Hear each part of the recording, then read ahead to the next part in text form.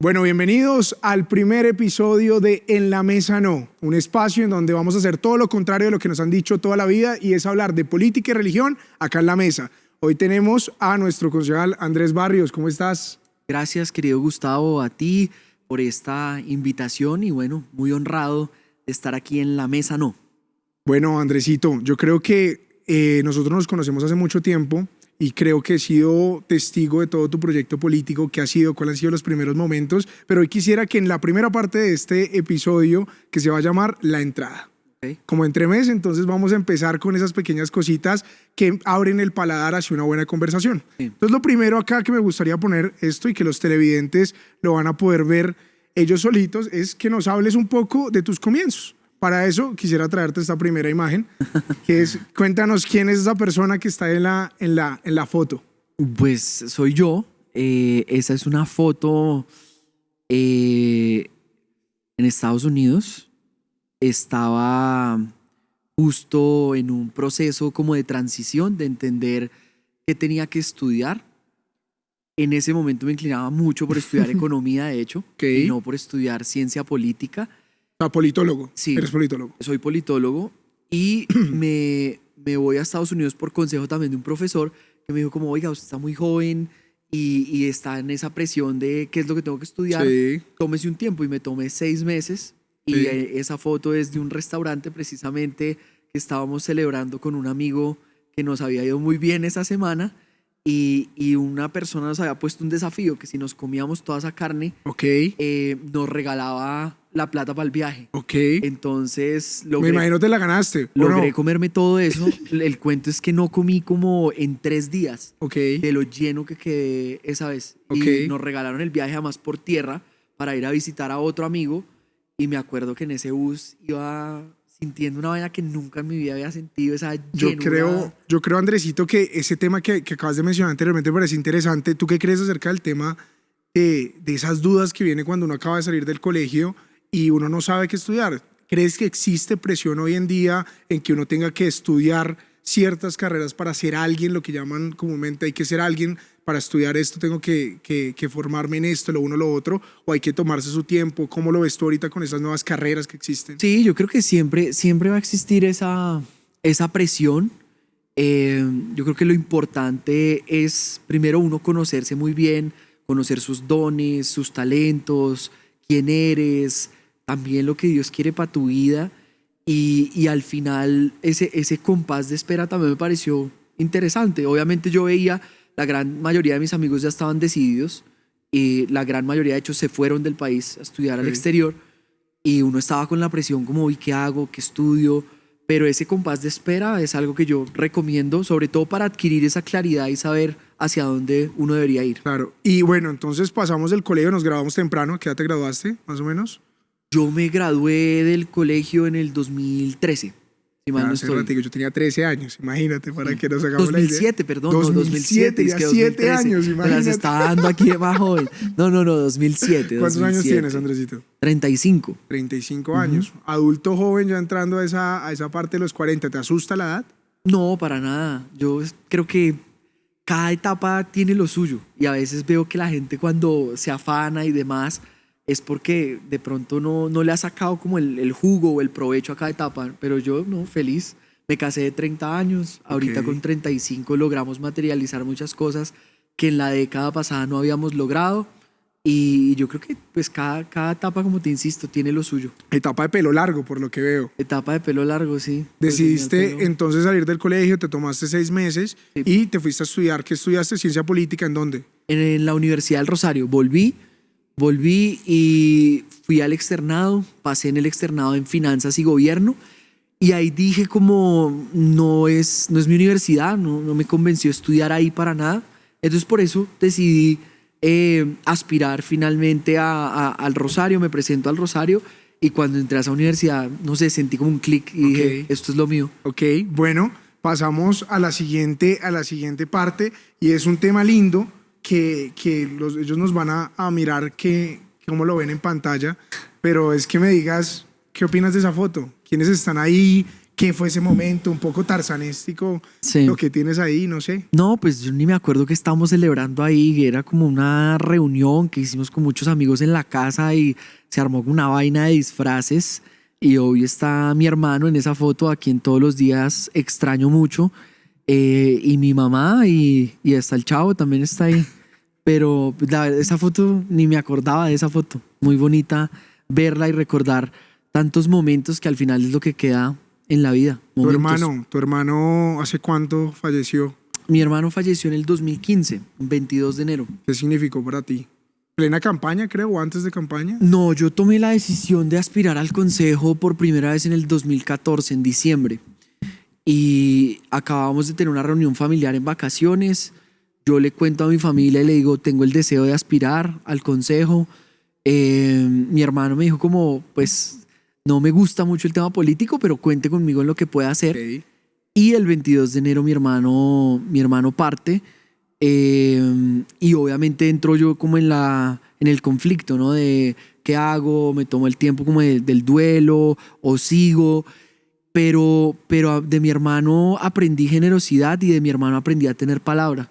Entonces yo dije, creo que la mejor forma de honrarlo a él es seguir adelante con lo que le prometí que iba a hacer y pues fue un motor, para mí fue un motor todos esos meses de campaña.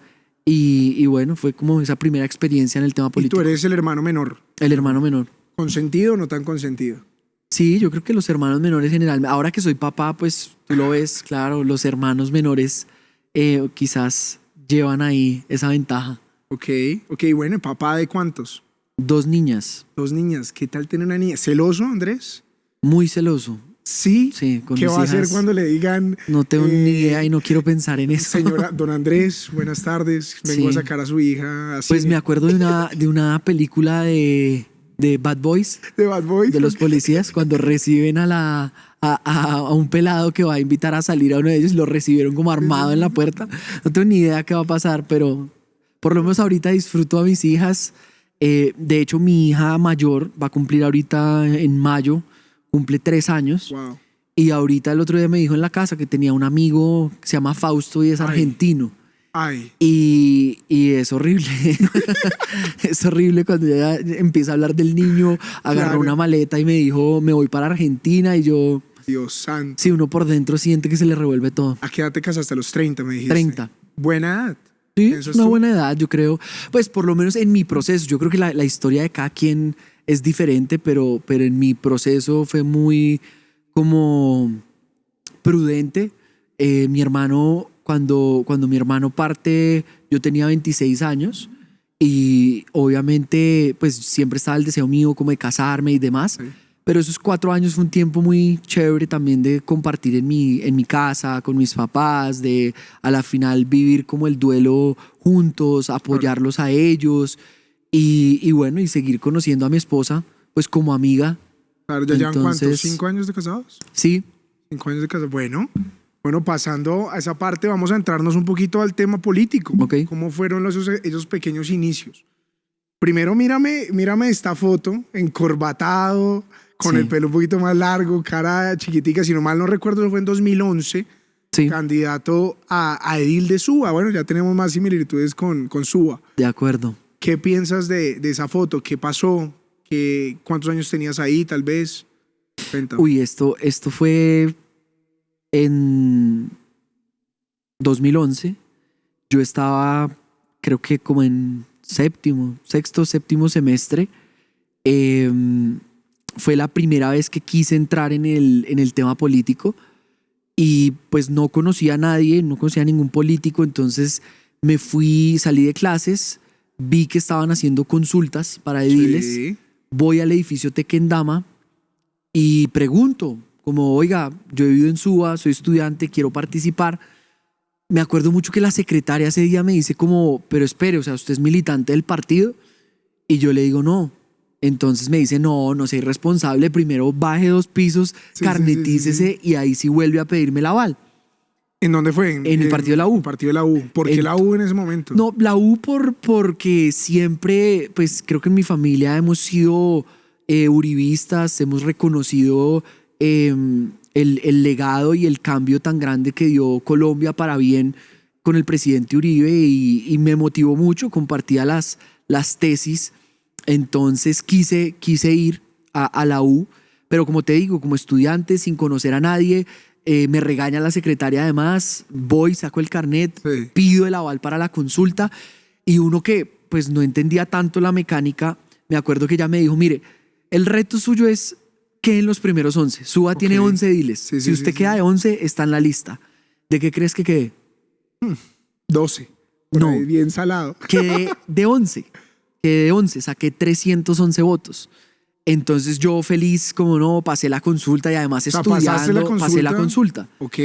Y a los 2 días me llama la misma secretaria, que además nos hicimos amigos, Sí. y la secretaria me dice, oiga, importantísimo, consiga una palanca política. Usted necesita un senador, necesita un representante, o mínimo necesita un concejal, porque Claro. si no lo van a sacar. ¿Qué opinas de eso? A día de hoy, ya mirándolo casi 13 años después, ¿crees que ser joven y participar en política sin precisamente un padrinazgo es difícil, imposible, no se puede? No, yo creo que no es imposible, yo creo que uno se va labrando también un camino.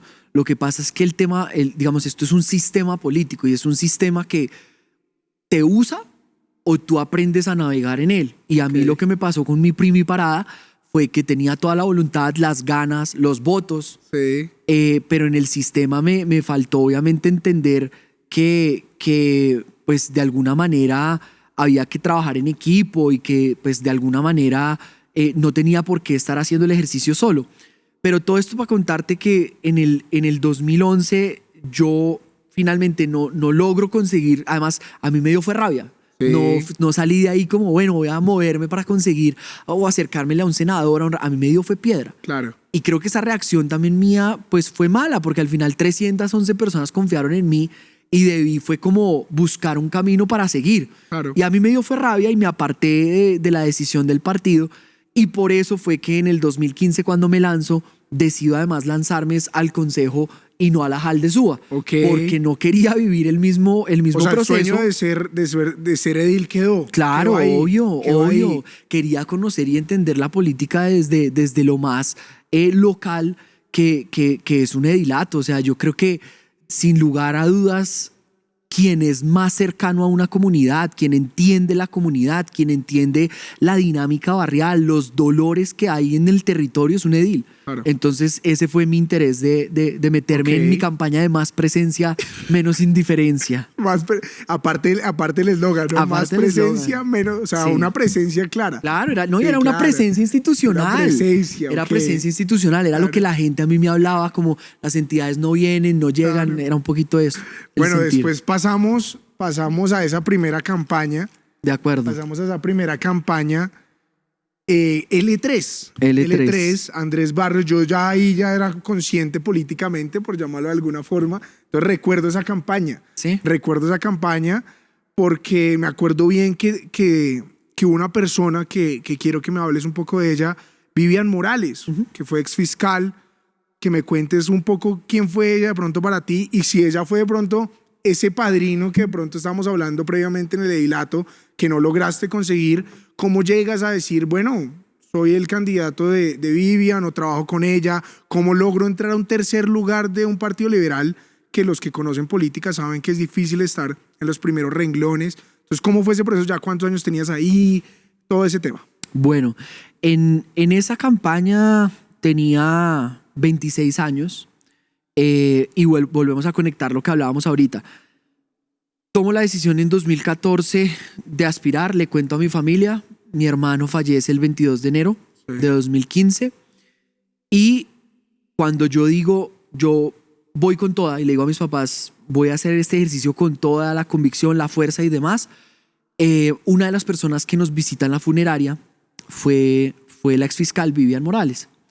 Entonces, pues mi papá en una charla que tuvimos un día, me acuerdo que mi papá es mi mentor y ha sido mi mentor toda la vida, pero mi papá muy sensatamente me dijo como, yo te he enseñado lo que sé, pero tú estás navegando en unas aguas que yo no conozco. Él me dijo, de la gente que tú conoces en el espectro público, ¿con quién sientes afinidad? Y la verdad, yo sentía mucha afinidad con Vivian porque me parecía interesante que la gente la respetaba no porque ella dijera yo profeso esta fe o yo creo esto, sino que la respetaban como constitucionalista, sus posturas se tenían en cuenta, además, digamos, su salida de la fiscalía tras un juego político donde la ven como una amenaza por su integridad. Entonces, yo hablo con ella posterior al tema de la funeraria. Ahora hay que entender que ella venía de llegar como a la cúspide de su carrera con la fiscalía. Yo la conozco en un momento donde ella ya pasó por ahí. Entonces, pues fue muy chévere que ella al final me dijo, no te voy a decir ni que sí ni que no, tomémonos una semana y oramos y le preguntamos a Dios y hacemos esto con calma. Nos vimos a la semana y a la semana yo tenía la tranquilidad como que Dios estaba en el asunto y ella me dice, no, te voy a apoyar y hagamos equipo. Entonces ahí termino en el Partido Liberal, termino haciendo equipo con ella y yo creo que en este sistema político, claro que para mucha gente hay padrinos. Sí. Pero en el caso mío no, en el caso mío yo lo que trato de buscar es mentores, gente que pasó por ahí, que te guía, que te orienta, que además también te dicen como, ojo, lo estás haciendo mal, lo que el adulador no hace. En política encontrar gente que te adule, pues es lo más fácil que hay, es lo más sencillo que hay. Pero tener un mentor que sea capaz de decirte, oiga, Gustavo, la están barrando, Gustavo está cometiendo un error, Gustavo así no es, como me pasó a mí con ella y me pasa hoy también con mi otro mentor. ¿Sigues en contacto con Vivian? Sí, sigo en contacto con ella. Además yo creo mucho que uno tiene que trabajar en equipo. Total. Y yo trabajé con ella hasta el final. En su campaña presidencial trabajé con ella hasta que decidió que no iba a continuar más en el proceso. Pero sigo en contacto con ella y de vez en cuando me la llamo. ¿Cuántos votos sacamos? Buscar consejos. En ese primer ejercicio. 8.514. 8.514 votos. Sí. ¿Con cuánto hubiéramos pasado? En ese entonces me faltaron como 2.500, porque el último entró con 10.000 algo. Ok. Sí, ese no faltó mucho. ¿Dura la tusa política? ¿O era como uno de esos ejercicios donde uno dice, voy con las intenciones de ganar, pero sé que está muy berraco? Pues yo creo que todo depende de la lectura que tú hagas. Si la lectura es, participé en unas elecciones, me quemé, la tusa es durísima. Si la lectura es, participé en unas elecciones y tantas personas me apoyaron a mí, en mi caso 8.514 personas, sin tú hacer nada de lo que los otros hacen en el sistema político, pues es ganar. Yo lo vi así, yo lo vi como gané mucho. Obviamente no te voy a negar, la guerra en la mente es durísima. Claro. La guerra en la mente es, fracasó, usted no está hecho para esto, la embarró, quedó en vergüenza. Pero ahí también es donde entra la resiliencia de uno como líder de decir, sé qué estoy haciendo y sé por qué camino voy. ¿Pensaste abandonar ese sueño político ahí? Sin duda. O sea, y te dedicaste. Pero por la guerra en la mente, no por propósito de vida. Por propósito de vida yo sabía y decía, tengo que insistir, tengo que continuar. Pero como parte del proceso eso es algo que tú te enfrentas y es la guerra en tu mente que te va a decir, lo hiciste mal, mejor no vuelvas a hacerlo, hasta aquí llegaste. ¿Mucha plata se gasta en política? Obvio que se gasta. Y ahí quisiera explicar algo. Esto es un sistema, como he insistido, y es un sistema donde a mí la gente me dice, ¿hacer política es fácil o difícil? Yo digo, hacer política es lo más fácil que hay si vas a ir a hacer lo que los otros hacen. Eso es fácil. Reparte plata, a la gente le compraste el voto, le amarraste la conciencia y te fueron a votar y tienes que montar una logística. Eso es fácil. Hacer política de manera íntegra, eso sí es difícil, porque tienes que ser como el salmón y tienes que nadar contra la corriente. Y claro que tú te frustras, o sea, tú ves y tú dices, estoy compitiendo contra gente que sencillamente hace esto y queda. Pero lo duro es perseverar en el tiempo sin negociar tus principios y tus valores y lo que tú eres. Con esto entramos a la segunda parte y la principal. Un poco nos adelantamos, nos quedamos un poco en la entrada. Perdón, una entrada rica, ¿no? Sí, una bien. Entrada que ayudó a suavizar el paladar. Pero con esto entramos a la segunda parte, que es el plato fuerte.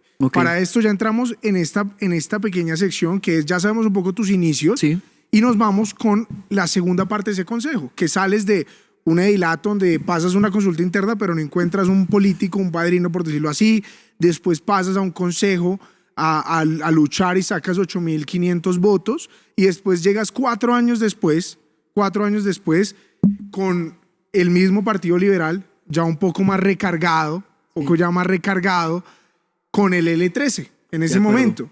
Yo quiero ahí hacer dos distinciones. Número uno, pues que, pues para aderezar, pues un liberal. Gracias. Un liberal, tenemos 8 años de liberal. Sí. ¿Qué piensas de eso? Pasamos de la U a liberal y ahora pues sabemos que estamos en el centro democrático. Sí. ¿Qué significa el Partido Liberal para ti? El Partido Liberal para mí significó una escuela, una etapa de conocer más ese sistema político, lo bueno, lo malo, lo feo, de pensar en que si tú quieres lograr las cosas tenías que organizarte por la propia dinámica del partido. Este es un partido que hace consultas siempre para elegir sus candidatos a ediles. Compites obviamente contra pues, grupos políticos que llevan muchísimo tiempo, que están muy consolidados. Entonces, para mí el Partido Liberal lo que significó fue hacer escuela en esa materia, en organización. Fue hacer escuela también en tu probarte y que todo el mundo empiece a decir, no, pero es que nosotros creemos esto porque está de moda y porque ahorita da votos. Y tú pararte en la raya y decir, pues no es lo que yo creo. Y realmente yo creo que empezó a haber mucha incomodidad también en el Partido Liberal. Pues lo liberal sería que se discutieran las ideas de todos. Sí. Lo liberal sería que tú piensas de una manera, yo pienso de otro y debatimos. ¿Piensas que el Partido Liberal no es liberal en Pero este el momento? Partido Liberal, no, ya para esta campaña, el Partido Liberal era lo menos liberal que había. Entonces prácticamente te estigmatizaban, te perseguían por tus convicciones, por lo que tú defendías, por lo que creías. Y fue sobre todo también lo que a mí ya me desmotivó a seguir ahí y también entender que ahí no se podía hacer partido. No se podía hacer partido. ¿Por qué? Porque era muy difícil. Tú como personas nuevas que llegaban al partido o gente que quería construir partido, pues era un partido que ya estaba inclinado a los mismos y a las mismas de siempre. ¿Crees que eso pasa actualmente? Yo creo que sigue pasando lo mismo, seguramente. Ahora no puedo decirlo con conocimiento de causa de estar ahí, Sí. pero de haber pasado por ahí, sí, sin duda. ¿No te arrepientes de haber salido del Partido Liberal? No, para nada. Además, lo que te digo, yo he hecho política también en equipo. En el caso para este momento ¿Para ya... esa campaña con quién estabas? Para ese momento yo ya venía haciendo equipo con Miguel Uribe, que había sido concejal del Partido Liberal, que había además también ya sido exsecretario de gobierno y que estaba en 2019 campaña, a la estaba en campaña de la alcaldía. Exacto. O sea, apoyaste a Miguel a la alcaldía. Sí, claro, en aquel momento. obvio. Me sumé y fui parte de ese sueño al que todavía no renunciamos y además los sueños se trabajan. Entonces seguimos trabajando en pos de eso. O sea, Miguel quiere ser alcalde de Bogotá. Pues no, toca que lo invites a él y él te diga acá qué quiere ser. Pero lo cierto es que tiene un liderazgo, tiene una capacidad. Pues aderezo. Yo lo que sé es que, y te lo puedo decir como chivita, es una persona que ama Bogotá, conoce, ha administrado, lo ha hecho bien y es una persona que necesita Bogotá. No sé cuándo pasará, porque también es una persona que hoy siento que Colombia necesita. La presidencia. Claro. Pasamos al siguiente plato y es precisamente hablar de algo que mencionabas anteriormente y es algo que te sucedió dentro del proceso electoral y es, muchos de pronto no lo sabrán, de pronto las personas que te siguen o que siguen el programa no lo sabrán, y es que tus papás, al igual que los míos, son pastores cristianos. Venimos de una casa cristiana. ¿Cómo fue ese proceso tuyo de ser joven? ¿Eres cristiano? ¿Te consideras cristiano? ¿Eres pastor? ¿No eres pastor? ¿Cómo es tu relación con Dios? Bueno, varias preguntas ahí. Lo primero, sí, mis papás son pastores hace más de 30 años en Bogotá, es donde han servido toda su vida. Yo creo que el tema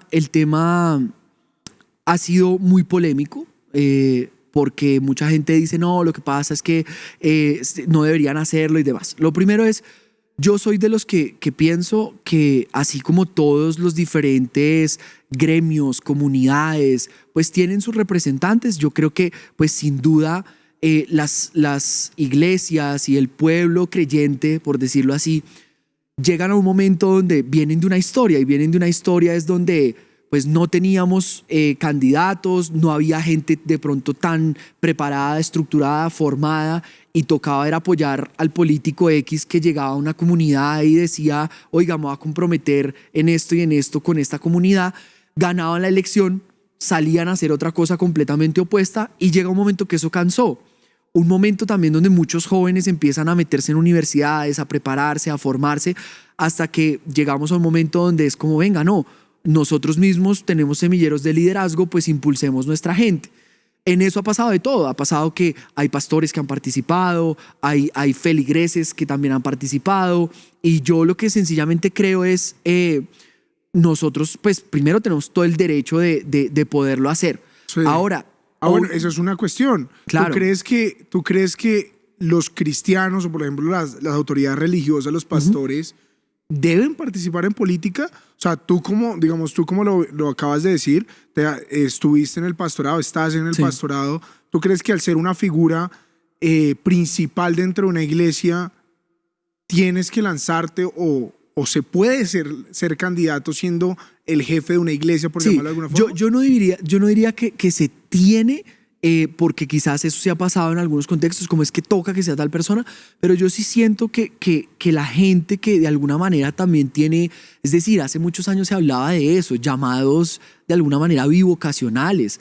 Y además Explícame aquí un tenemos poquito que más hablar eso. más allá del tema político. Hay Claro. mucha gente que, por ejemplo, dirige una empresa y a la vez es parte pastoral del staff de una iglesia. Ok. Y lo uno, para un empresario, no riñe con lo otro. O sea, la iglesia y lo político no entonces, riñen. yo soy de los que creo que no riñe. Ahora, sí quisiera hacer una salvedad, y es, obviamente cada iglesia tiene sus formas, digamos, como cada quien también decide hacerlo. En mi caso puntual, digamos, en la iglesia en la que yo soy pastor, yo estoy bajo una cobertura. Cuando yo decido aspirar en la iglesia, obviamente, y en la reunión que hacemos de staff, obviamente fue claro que yo iba a participar en el tema y en la contienda electoral, pero que no iba a poder seguir en algunos temas de visibilidad por respeto a nuestra comunidad y demás.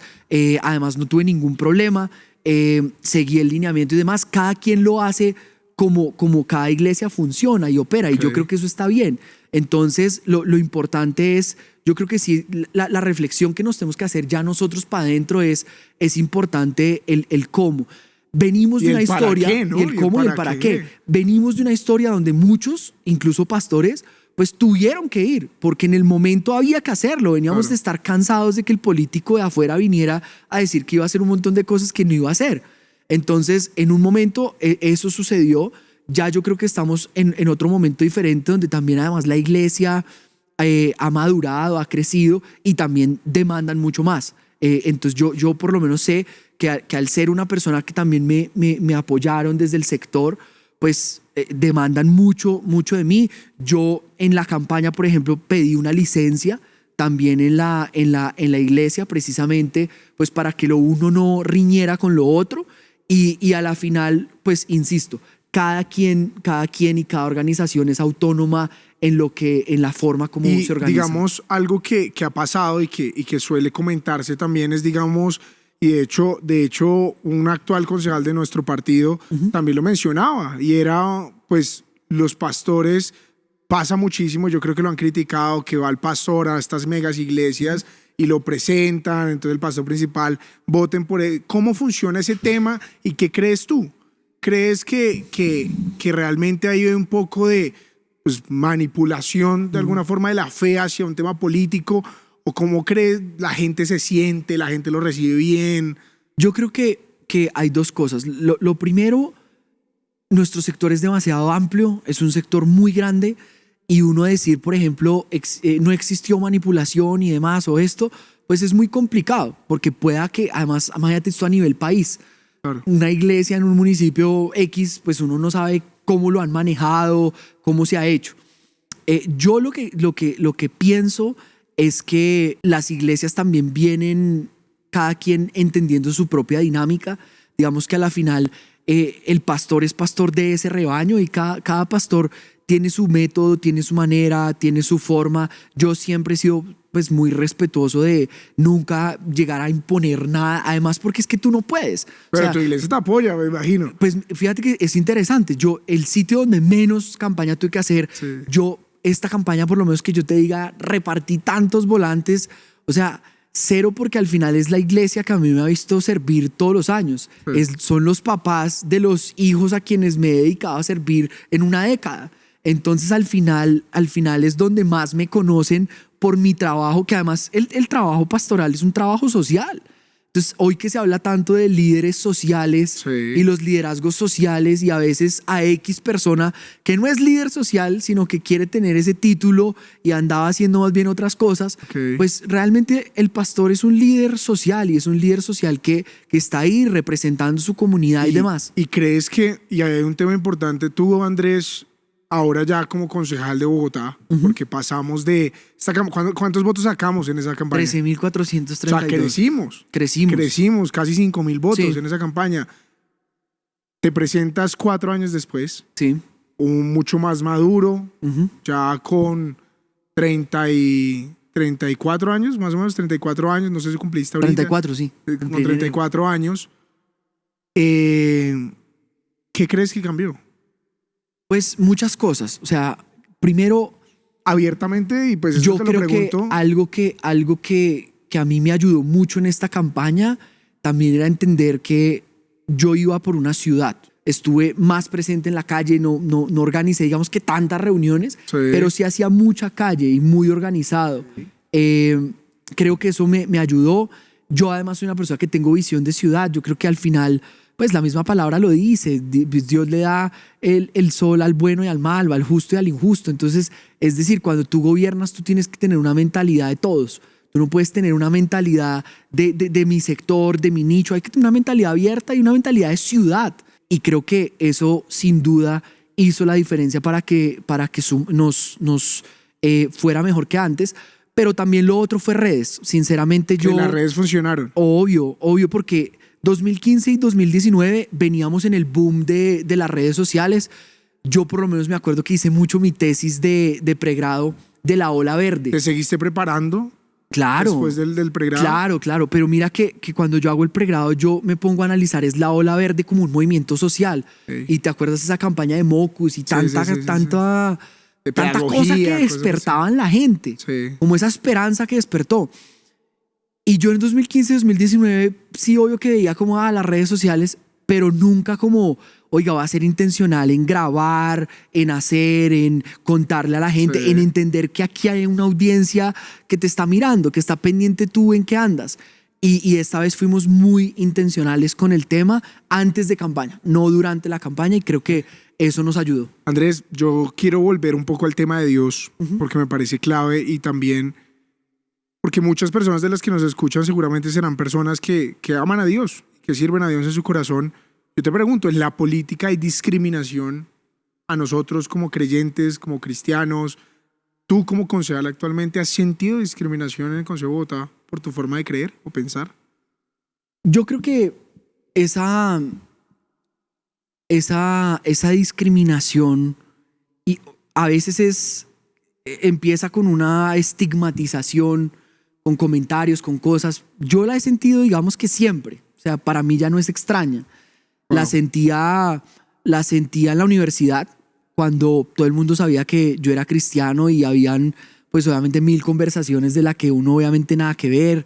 Que me decían además Jesús. Ah, sí, obvio. Ese era otro tema. Pues mi hermano vivió una experiencia muy fuerte en el externado. Mi hermano estudiaba en el externado, pero mi hermano terminó en la Sabana porque precisamente una cátedra gigantesca en el externado, un día un profesor le dice como, ¿su papá qué hace? Y mi hermano dijo, pues no, mi papá es pastor. Y el profesor delante de todos le dice, o sea, su papá es de los que roba todos los domingos a la gente. Para mi hermano eso fue muy duro y mi hermano dijo, no, si esta es la universidad, eso hizo que mi hermano se cambiara, terminó a la final estudiando en la Sabana. Yo creo que es algo que ha existido de tiempo atrás.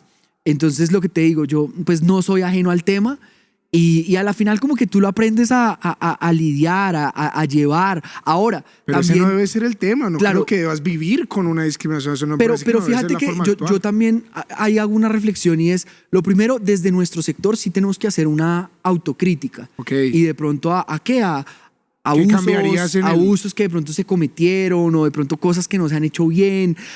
¿Abusos en qué sentido? No, pues por ejemplo, a veces y la imagen que de pronto pueda que tengamos afuera, un poco es, si afuera nos ven así, la pregunta que nos deberíamos hacer primero es, ¿por qué nos ven así? Ok. Y un poco es, si hemos dado papaya, pues todos esos errores hay que corregirlos. Y yo parto de ahí. Primero hay que hacer una autocrítica. Segundo, obvio que hay que velar para que esto no pase. Obvio que es algo que nosotros tenemos que como sencillamente decir, bueno, vivimos con eso y ya, pero es un tema donde tenemos que aprender con argumentos a defender nuestras convicciones, a defender lo que creemos. Y creo que ese es el reto en el que, por lo menos hoy en el Consejo, estoy. Cuéntanos cómo ha sido rápidamente ya para ir pasando al postre. Sí. ¿Cómo ha sido tu experiencia de ser concejal? ¿Ha sido todo eso? Porque no hemos dicho algo y es, ¡qué persistencia! Nos quemamos 2 veces. Quemaste 2 veces antes. ¿Por qué intentarlo una tercera? Y ahora que bueno, dicen por ahí, la tercera es la vencida. La tercera fue la vencida. ¿Por qué tanta insistencia de pronto en el consejo? ¿Ha sido lo que esperabas? ¿Qué te has encontrado ahí que de pronto digas, tenemos que mejorar en esto? Cuéntanos un poco cómo ha sido tu vida como concejal ahora. No, la experiencia ha sido muy interesante. Yo, pues la verdad, estoy muy contento porque cuando tú has trabajado algo por tanto tiempo, años de los años, pues tú dices, finalmente se dio. Entonces, mi gran desafío es, no solo, y yo lo decía en campaña, mi gran desafío no es llegar al consejo, mi desafío es llegar y hacerlo bien. Y claro que es complejo llegar y hacerlo bien, sobre todo porque pues allá hay personas muy valiosas que tienen también procesos anteriores, tú llegas nuevo, te tienes que dar a conocer, tienes que abrir camino, pero ahí está el reto y sobre todo también por muchos años yo recibía quejas de la gente, digamos, yo me lanzaba, perdía y la gente me decía, oiga, no se pierda, los políticos siempre se pierden. Oiga, los políticos llegan y cambian la SIM del celular. Entonces un poco el desafío No hubo también. cambio de SIM card, No, para hubo cambio de nada, SIM card. para nada. El desafío ha sido, oiga, ¿cómo seguimos mostrándole a la gente que no hemos cambiado en lo que nosotros somos? Porque tristemente hay que decirlo, o sea, el poder sí cambia a la gente. ¿Ha cambiado? No, a mí, gracias a Dios, ¿sabes qué hice yo? Yo escuché eso por tanto tiempo que primero yo tenía un decálogo de 10 compromisos míos personales, Ok. que son compromisos donde yo digo son mis líneas rojas, líneas que si el día de mañana estoy cruzando, pues alguien me lo tiene que decir. Ok. Y ahí entran mis mentores. Tengo permanentemente ¿Quiénes son tus reuniones a mentores final ahí de de mes. hoy? Pues el principal mentor mío, pues evidentemente es mi papá, con el que tengo muchas conversaciones y le cuento, estoy en esto, puntualmente, en esto voy así, esto así, esto así. Y obviamente él me ayuda un montón. Tengo otra persona que es un mentor que pues es una persona ya de edad, de esas personas que cuando te habla tienen sabiduría, y a él también obviamente aprovecho también para pues contarle cosas y que nos midan y nos digan cómo vamos. Y pues en toda la parte política evidentemente también hoy Miguel Uribe para mí es eso, es un mentor con el que seguimos construyendo equipo, buscamos que las cosas se hagan bien.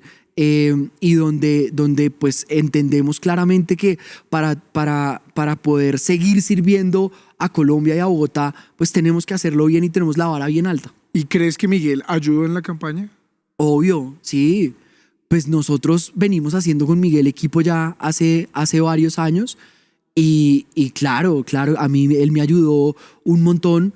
Es una persona muy generosa. Fue muy generoso conmigo. ¿Sacó plática de la billetera o no?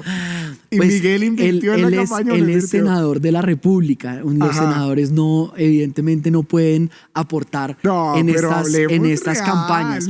Pero mira, si algo quiero destacar para este podcast es que fue una persona que entienden lo que estamos y es Claro. construyendo equipo. Y cuando tú estás en equipo, pues empujamos y demás. Ahora es un equipo muy grande, ¿no? Este es un equipo que se está proyectando para grandes cosas. Sí. Reconozco que tuvimos varios liderazgos dentro del equipo, que además como equipo el resultado a la final es muy bueno. Claro. Es muy bueno. Pero ahí seguimos entre todos construyendo. Rápidamente, y para pasar al postre, ¿cuál dirías tú que es ese mensaje de pronto para las personas que están en política actualmente y tú dices, caramba, se puede hacer, se necesita plata, no se necesita plata, se necesita poder, palanca? ¿Cuál dirías que más es el enfoque que tienes que tener? Bueno, Consejo práctico y consejo...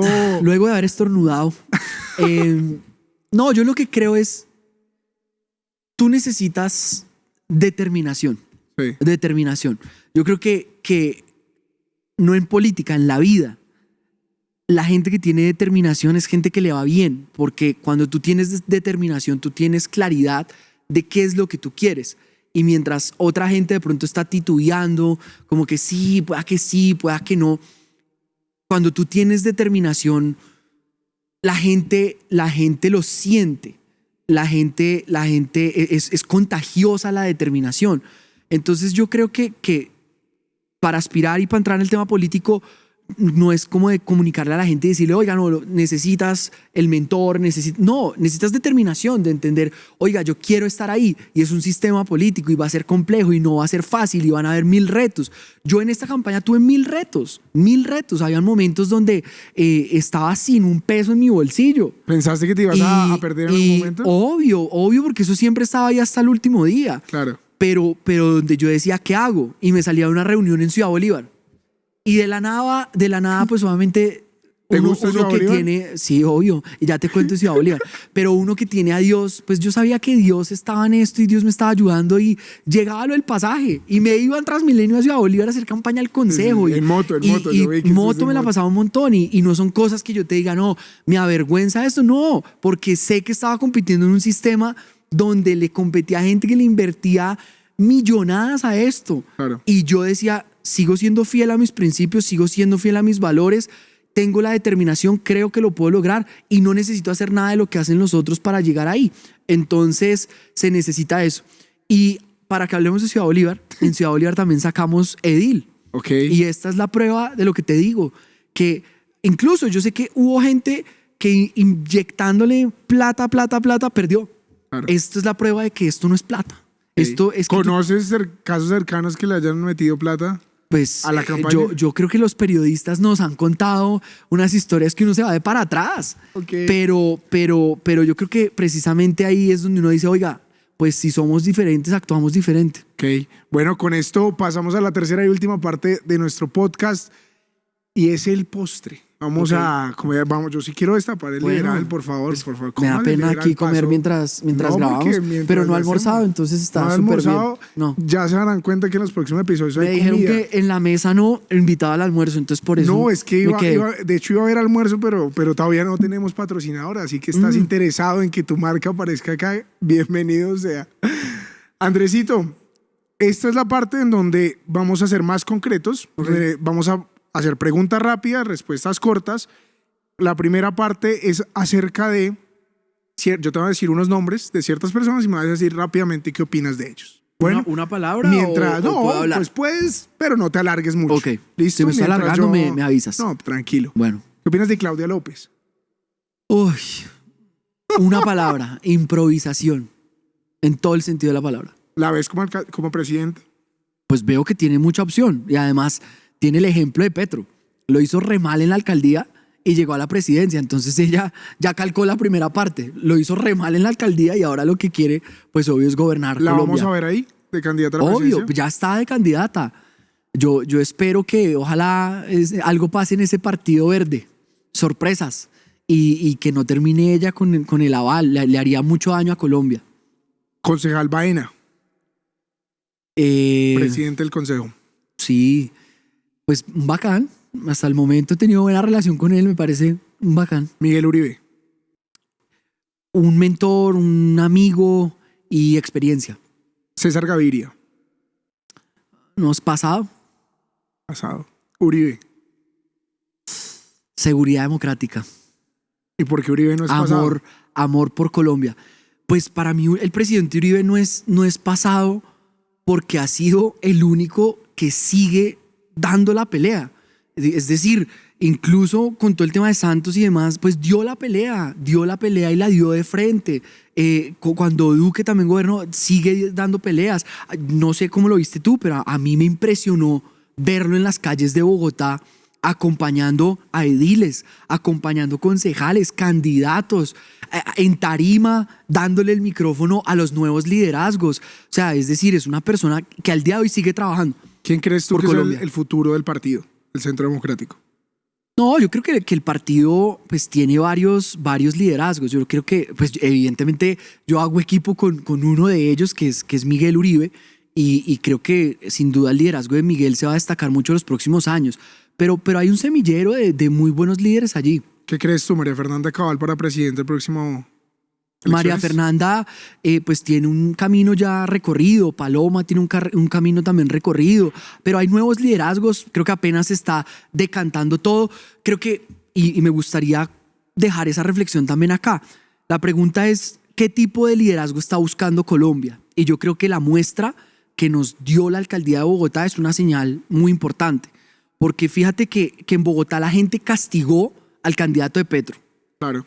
Y votó por un candidato que no necesariamente los convencía 100% como era Galán, pero al final los convenció que tenía la posibilidad de ganar y que a la final era un tipo que por lo menos evidentemente como que establece un canal de diálogo, de conversación, pero no está en un extremo. Yo creo que el tipo de liderazgo que Colombia va a buscar en la próxima elección es muy similar, no es el de un extremo. ¿Por quién votaste en la alcaldía? En la alcaldía de Bogotá, Diego Molano. ¿Apoyaste a Diego? Sí, hasta el final. Diego, me acuerdo que me buscó, me contó de su candidatura y yo soy una persona de palabra y le dije, pues la verdad siento que lo que necesita Bogotá es un liderazgo como el suyo, la propuesta suya del tema de la cárcel, cuente conmigo y estuve con él hasta el final. ¿Qué opinas de Galán? Galán, yo creo que Galán tiene muchos retos por delante y sin duda, si quiere sacar adelante a Bogotá y cumplir la gran promesa que le hizo a esta ciudad, que es que Bogotá va a caminar segura, necesita voluntad política y tomar decisiones complejas y difíciles que mucha gente no se ha atrevido a tomar. ¿Qué opinas de tu bancada? ¿Quién Mi te cae bancada, mejor? ¿Quién no te cae pues, tanto? La verdad. Mi la bancada, verdad. mira, mi bancada es una bancada diferente en el Consejo de Bogotá, empezando por eso. ¿Por qué? Pues porque es una bancada técnica, es una bancada estudiosa, es una bancada ¿Hay bancadas vagas en el puntual. consejo? Sí, pero ¿Quiénes? no te digo cuáles. No, tírate una. No, no, Un colorcito. Ay, adelántanos Pues una. digamos que no Bueno, la tanto. menos trabajadora. No, cada bancada tiene su estilo. El nuestro es ese. El nuestro es trabajador, camellador. Te voy a poner un ejemplo. Nosotros, para sentarnos a conversar con Carlos Fernando Galán y luego de la conversación que tuvimos con él, nosotros fuimos claros en lo que necesitamos es una agenda programática y le presentamos 52 puntos que debería tener en consideración en 7 sectores. Otras bancadas, y tú puedes revisar cuáles, querían era tomarse la foto con él y decir estamos con Galán. Nosotros no. ¿Cuáles? No, pues ahí están redes sociales clarito. Nosotros somos una bancada diferente. Obviamente 4 estamos nuevos, 3 son antiguos. Entonces, pues estamos todos trabajando como en equipo. Ha sido la verdad muy chévere. Nosotros, y lo cuento acá, tuvimos como, ha sido bonita la recepción que nos han dado los antiguos, ¿sabes? No es como cuando de pronto te están dando recibo bien. Sí, no como cuando te dan la guerra de, bueno, usted es el nuevo, usted llegó y como que se la vamos a montar, no, cero. Ha sido muy chévere el colegaje. ¿Quién del consejo admiras? ¿Cuál concejal admiras, dirías? Admiro a...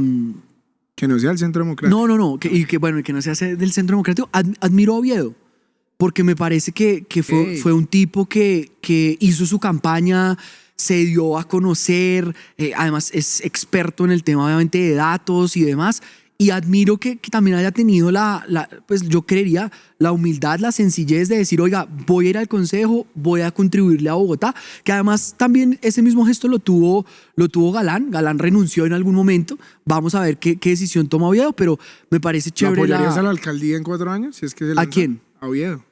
No sé, la coyuntura dirá, digamos, un poco qué es lo que va a pasar. Yo lo que creo es que él hizo una campaña súper interesante conectando con el territorio y creo que eso es de destacar. Finalmente, ¿qué opinas de tu partido, el Centro Democrático? Pues ¿Crees que debe cambiar, estructurarse, quedarse tal cual como está? no, yo creo que, a ver, este es un partido que sigue buscando ese trabajo incansable por Colombia. Es un partido inspirado, obviamente, en el presidente Uribe y en seguir recorriendo el territorio. Es un partido que pues, obviamente, yo creo que se vienen varios cambios, porque ahorita nuestra exdirectora, la doctora Nubia Estela, venía ya en un proceso de muchos años, además haciendo un trabajo muy, muy bueno, un trabajo impecable, un trabajo de verdad de destacar. Y ahorita vienen nuevos liderazgos y yo creo que con los nuevos liderazgos lo natural que va a pasar es que va a haber cambios. De hecho, hay próximamente convención este año, entonces yo creo que cosas nuevas van a pasar ahí, pero sobre todo yo diría que es el partido que ha guardado la coherencia con defender e insistir siempre en que lo que este país necesita es seguridad. Preguntas de sí y no, rápidamente. Ok. ¿Renunciaste a tu esquema de seguridad al Consejo de No. Bogotá? ¿Qué opinas del aborto, sí o no? No. Pues respeto la decisión de la Corte, evidentemente, pero no estoy de acuerdo. ¿Cristianos en política? Sí. ¿Siempre sí o en ciertos casos? Bueno, ahí sí te diría que creo que depende. Básicamente, ¿Vicky Dávila a la presidencia o no? Pues está sonando el nombre, pero insisto en que creo que lo que Colombia está buscando es salir de este desastre y creo que se necesita gente profesional en desastres, en arreglar esto. ¿Abelardo de las Predios sería buen candidato? Uy, pues yo creo que un buen candidato tiene que tener buenas propuestas y tiene que tener carácter. Creo que es un tipo de carácter. Me gustaría conocer propuestas para saber qué hay ahí. Ok. Finalmente, Andresito, muchas gracias por estar acá. Muchas gracias por estar en este episodio de La Mesa No y por atreverte a hacer precisamente lo que nunca nadie hace en la mesa, y es hablar de política y religión. A Dios te ti, bendiga. gracias por esta invitación a este espacio y solo me gustaría complementar una cosa que dijiste. Por favor. Lo del esquema, porque me parece importante el por qué. No renuncié a mi esquema porque yo estoy metido en un tema de seguridad. Desde la campaña recibí amenazas y en mi primer debate en el Consejo de Bogotá fue bandas criminales transnacionales y denunciamos obviamente un tema muy duro, un tema que a la persona que llevé al debate ya la amenazaron a los periodistas que sacaron la nota y por eso pues obviamente es que yo dije ni loco lo puedo hacer, pero quería complementar eso. Gracias por este espacio y te felicito, creo que tienes un liderazgo a resaltar y mi mensaje final para ti es persiste. Ahí Tarde o estaremos, temprano ahí se dan las estaremos cosas. en la mesita mientras tanto y bueno, me voy en camioneta del esquema de seguridad. No, mentira. Mira, no tenemos camioneta. O sea, ¿Cómo así que no hay camioneta? Se hace un estudio de seguridad y el estudio de seguridad dirá qué es lo que va a pasar. Por ahora yo ando normalito en mi carro, pero lo que sí te digo es, eso sí, también es qué bueno en estos chiste. espacios contar. Porque a Eso veces está bien. la gente, hay gente que trina y por el afán de tener likes, Eso está le bien. dan a la gente una imagen que no es. Entonces, esto ha Pues sido... el concejal Andrés Barrios no tiene camioneta Esto del ha consejo. sido un proceso donde hemos ya tenido 3 entrevistas con la UNP y hasta que no pase el CERREM, cada concejal de Bogotá, pues a cada concejal le van a decir usted sí, usted no, estas son las medidas que O sea, consideramos. no le dan a todo el mundo la camioneta. No, y el periodo pasado, según lo que mis mismos colegas me contaron, hubo concejales de Bogotá que faltando de pronto 6 meses para la campaña, les asignaron una medida de protección. Entonces, ese tema no es como lo han querido mostrar y lo han querido Yo iba a vender. querer terminar, pero hay una pregunta importante. Entonces, ¿tú qué piensas? Entonces, aquellos de que han hecho de pronto, para mí es populismo, no sé tú qué opinas, Sí. alardeando de pronto, decir yo no voy a aceptar esta camioneta o no quiero hacer esto. Lo que pasa es que hay concejales que hicieron esa promesa de campaña y yo creo que pues si hicieron la promesa de campaña le están cumpliendo a su electorado. Es como lo que yo veo en el panorama. Ahora, 2, siendo muy aterrizados y con los pies en la tierra, las condiciones de seguridad de hoy en Bogotá, pues de verdad yo creo que es un tema hasta irresponsable. Yo mismo le he dicho, y le voy a poner el nombre, yo mismo le he dicho a mi colega Daniel Briceño, yo creo que eso no está bien, yo creo que usted está haciendo unas denuncias donde tiene que tener cuidado y mira Bogotá cómo está, o sea, todos los días son casos y casos y casos. Claro. El de la 93, ¿qué me vas a decir? El caso de Horrible, sicariato, o sea, horrible. estamos en una ciudad muy insegura y obviamente creo que lo importante es que esto no se haga por capricho, esto se tiene que hacer por necesidad. Y la UNP, que además, sobra decir, nosotros estamos en un partido de oposición y hoy están Independencia. gobernando, claro, En Bogotá. no, nacional oposición, Ok. que la UNP ahorita Antonio Gutiérrez ahí. depende del De tema Petro, sí, nacional. claro. En Bogotá estamos en independencia, pero sí vale aclarar eso porque no es como que, oiga, tal concejal llegó, parpadeó y le asignaron no pasa así.